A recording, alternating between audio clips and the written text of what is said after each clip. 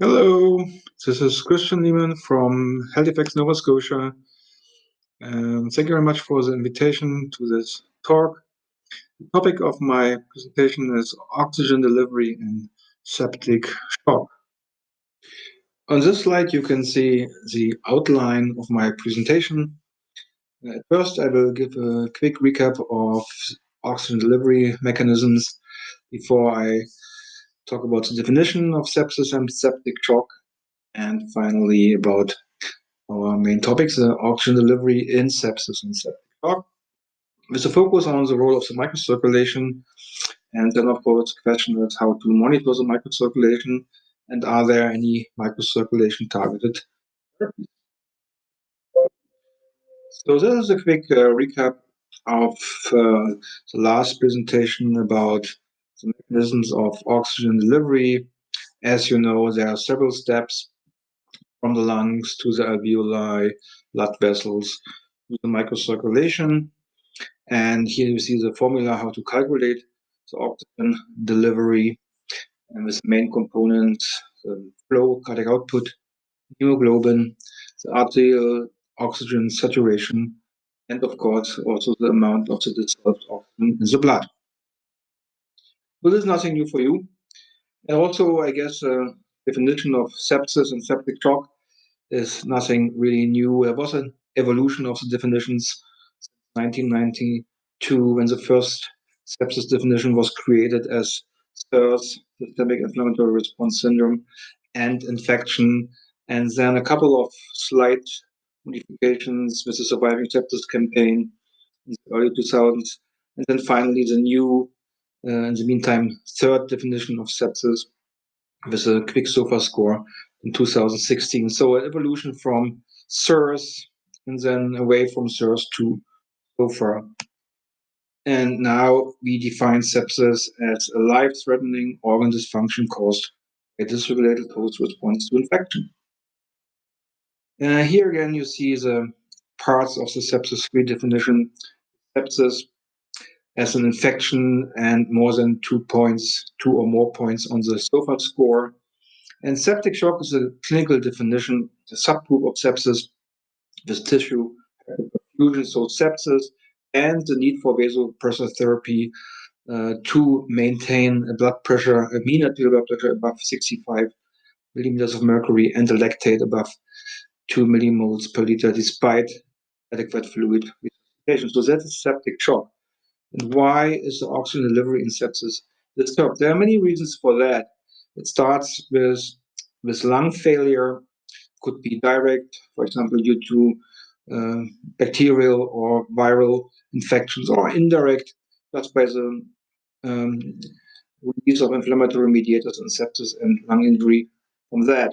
Also, we often see anemia in sepsis, not only due to blood losses like in trauma cases, but also just as a response of the body to an infection, and it's called the anemia of infection. Iron levels are downregulated, causing anemia, and that makes sense to hide iron from bacteria, because they need it for growth. So anemia is one reason that oxygen delivery is impaired in sepsis. Another reason is certainly to find in the microcirculation, the disturbances of the microcirculation, and there are a lot of them. We'll talking about that in a minute. And then finally, we also have disturbances of the cellular oxygen metabolism in sepsis. So even if you have no other disturbances of the oxygen delivery, there's still a problem, can still be a problem with the cellular utilization of oxygen. So I want to focus in the next minutes on the disturbances of the microcirculation in septic shock. And as I mentioned, there are a lot. You see that figure here from a quite old publication in Critical Care 2004. And the title of the publication was Sepsis is a Disease of the Microcirculation. So we see here around that circle a lot of reasons why the microcirculation is disturbed in sepsis. For example, decreased red cell deformability, opening of AV shunts, altered microvascular blood flow and vascular resistance, viscosity alterations, disturbance of red and white serology, and so on. So there is a complex disturbance of the microcirculation in sepsis and septic. How can we measure that? How can we monitor the microcirculation in sepsis and septic shock? There are a few options, and of course, as physicians, we like to see. Seeing is believing. So there are optical methods to monitor the microcirculation, like microscopy or side stream dark field imaging. And then there are other indices, for example, for the blood flow. You can measure that with laser Doppler flowmetry or other methods. And of course, oxygenation indices like the simple pulse oximetry. I want to focus a bit on the optical methods here. And in experimental research, we can use sophisticated microscopes starting from just simple light microscopes, UV light microscopes, multiphoton microscopes, and study directly the microcirculation in experimental animals. You see that here on the microscope of any organ, but of course that's not possible in humans. If you are able to study the microcirculation under the microscope, you can see the capillary blood flow, like here in the intestinal mucosa, and on the other side of the slide, you see the disturbance of the microcirculation. It's still a movie. You see the seconds here of the counter. So that's the worst case. The animal is still alive, but there's almost no microcirculation in the intestinal mucosa. And you can imagine that that lasts for a long time, then the gastrointestinal epithelium will die, and you will find a second bacterial translocation from the GI tract, which can then worsen sepsis. So this is something you can observe directly by intravital microscopy in animal experiments. But unfortunately, that's not possible in humans. So in humans, we have to rely on superficial mucosa like of the buccal or lingual, sublingual mucosa. This techniques like side stream dark field imaging, which gives quite similar videos just without fluorescence, and then a very expensive, very modern advanced technology is a laser endomicroscope from Cellvisio. It's a very small, thin fiber which you can use like for GI studies or even in the lung, and that's a confocal microscope, and you can get similar pictures, but from very deep structures in organs like lung or stomach. This is possible. And the question is, are there any therapies to improve the disturbances in the microcirculation? And again, there are several options. So, for example, by vasodilation of constricted blood vessels, for example, with prostaglandins, or anti-inflammatory therapies like what we have now for COVID-19, dexamethasone. And of course, there's always an activation of the coagulation as well in sepsis. So anticoagulatory pathways are also an option to improve the microcirculation in sepsis.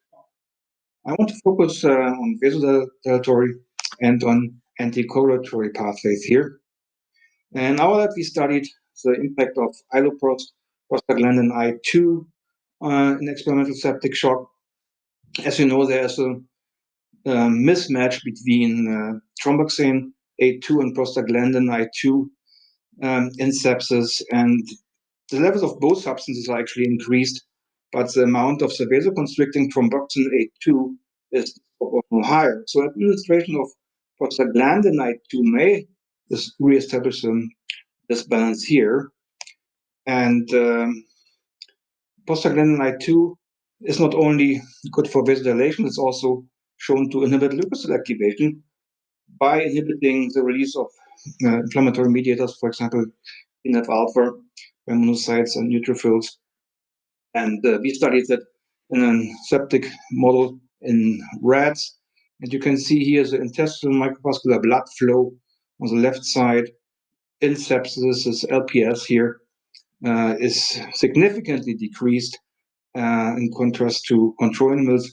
However, if you treat the animals with iloprost, you can improve over time the intestinal microvascular blood flow, which also then shows some already mentioned anti-inflammatory effects here, intravital microscopy on the right side, adherent leukocytes.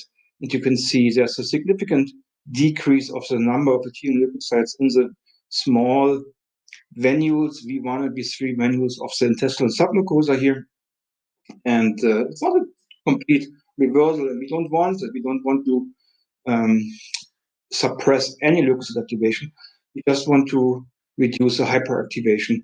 So that was possible with iloprost, and we already did a study in patients years ago in human septic shock, and we could show that the plasma disappearance rate, which is a marker for the hepatosplanchnic perfusion, could be improved by iloprost. So that's an option to improve the microcirculation in septic shock.